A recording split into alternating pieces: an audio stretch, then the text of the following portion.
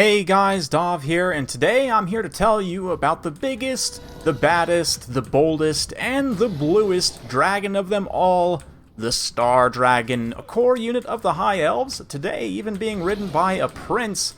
This is Rider of Rohan. This is a replay from a practice session he and I did.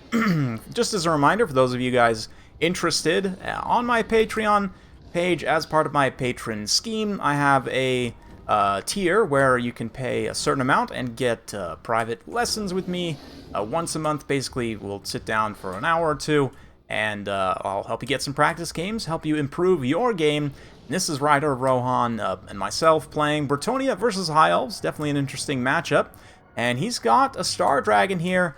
He's also got War Lions, a bunch of archers protected by, of course, Silver and Guard, meta in this matchup. Some Rangers for anti-infantry, a couple of Silver Helms with shields to act as blockers.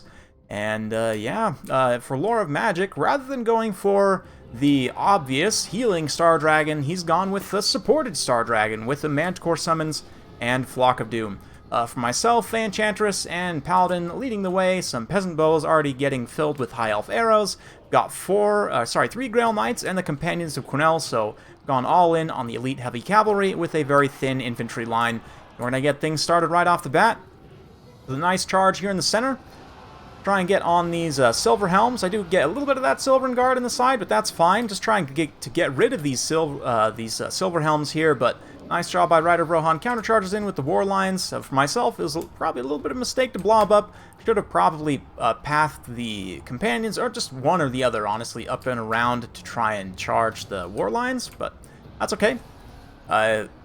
All my archers being routed off is a pretty big issue. They are Pox arrows, of course. With the changes, Pox arrows have become basically mandatory for Bretonnia, in my opinion. I'm going to throw a Shield of Thorns over here, but the Star Dragon drops down. It's going to pick off with the Terror. My isolated peasant units here, they've got Shield of Thorns to give them some physical resistance, but that doesn't matter when a giant is literally eating your entire body. Yeah, it's just not much of an issue at that point. So Manticore Summon now going to be pulled up, as over on this side I've absolutely crumped this Silver Helm. Now granted, again, I probably should have peeled one unit over around the side. This is like super overkill for one unit of Silver Helms. I mean, they didn't get a single kill, but yeah, that's 3,000 points worth of Grail Knights. It's a little bit too much. And basically, the Silver Helms have done their job in a way, and even just delaying my Grail Knights for a short amount of time. That Comet drops there. Doesn't really make that great a contact, but finally the Grail Knights are going to get back and start to disrupt this archer line, and now comes the time to shine. This is what I was telling Rider Rohan, and just a general piece of advice. When there's units that threaten your kind of key piece here, right? Like the Star Dragon's very key for his army. So what he did there is he waited until my Grail Knights are engaged and then charge my Grail Knights directly. What you don't want to do is charge something else down on the ground and then have the Grail Knights charge into you, right? Because they have such a high charge bonus. That's when they're going to do the most of their damage. Here I'm able to get my Paladins back. They're not quite in contact with the Star Dragon, unfortunately. And another Manticore Summon being pulled up as I'm trying to work these other cavalry up and around the side here still. The War Lions have been doing a great job kind of keeping them bogged back, not allowing them to really operate freely, especially because the War Lions are so fast, they can keep up with them very easily. But a nice charge in here. Magic damage will be great against the Rangers, help cut through their physical resistance, and the Paladins kind of act as a little bit of an anchor here.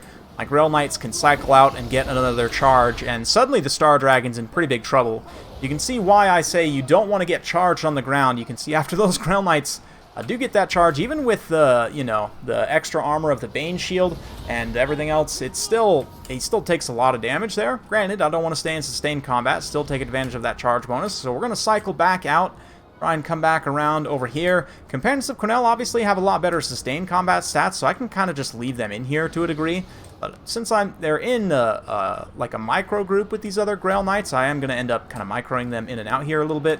Enchantress has taken a lot of damage as she's had to stand and fight like on top of Silver and Guard, and I think she took a couple charges from the Prince too, but here gonna try and charge the Prince to get him out of that blob of High Elf stuff, and we do manage to get him out there. Companions and Grail Knights are then gonna rush in, and it looks like we do have a handful of Pox arrows returning as well. Shield of Thorns to help protect my Grail Knights from any damage.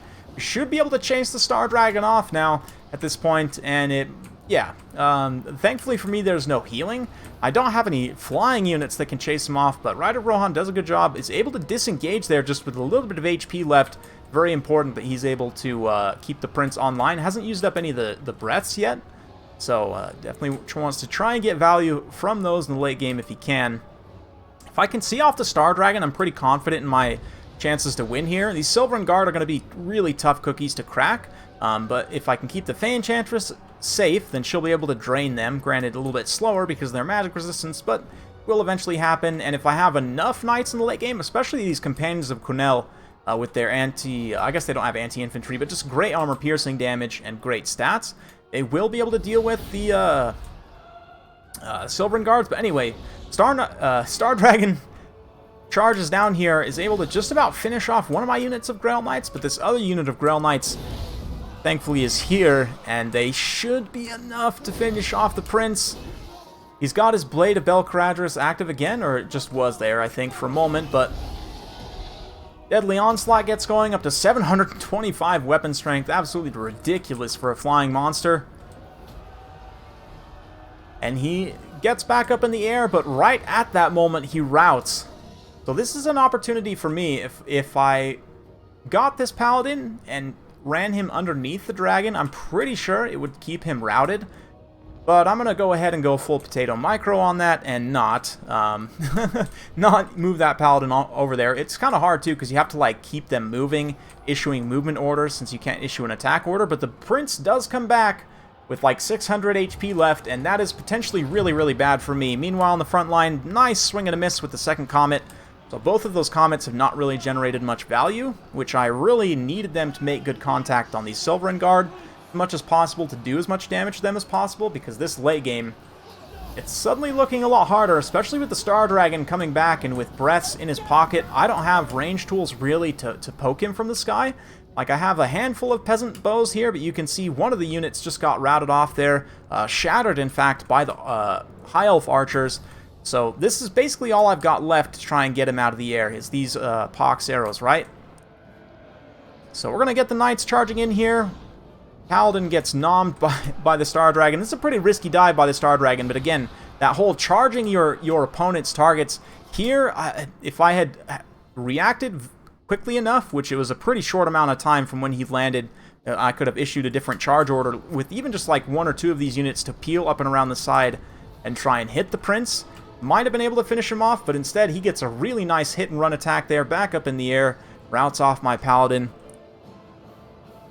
And yeah, the last of the Pox arrows actually got routed as well. I think a volley from the High Elf Archers finished him off. And so now there's literally nothing I can do to stop these breath attacks, and here comes one. All it takes is one sometimes, hits the Fey Enchantress square, and kills like half of the remaining Companions of Quenelle, which both of those things are game-breaking for me. Like, that's basically it. Without the drain of the Fey Enchantress, and without the Companions of Quenelle, like, having more models to be able to fight, there's no way I'm taking down the Silverin Guard. Even if I were able to finish off the Prince somehow in this late game, which is pretty tall order at this point. Oof. Paladin gets absolutely stepped on here. That's going to be game for him. He did manage to rout off the Beast's Mage, but obviously she already summoned both of her Manticores, so she's got a lot of her value done already. And that's pretty much it. I'm going to go ahead and throw in the towel there. Maybe I could have pulled up back some kind of crazy victory by killing the Star Dragon, but just with the amount of Silverin Guard that were left, I really didn't have the tools to finish them off. So very good game to Ryder Rohan. Just a fun one all around, honestly. Nice to see not the healing Star Dragon.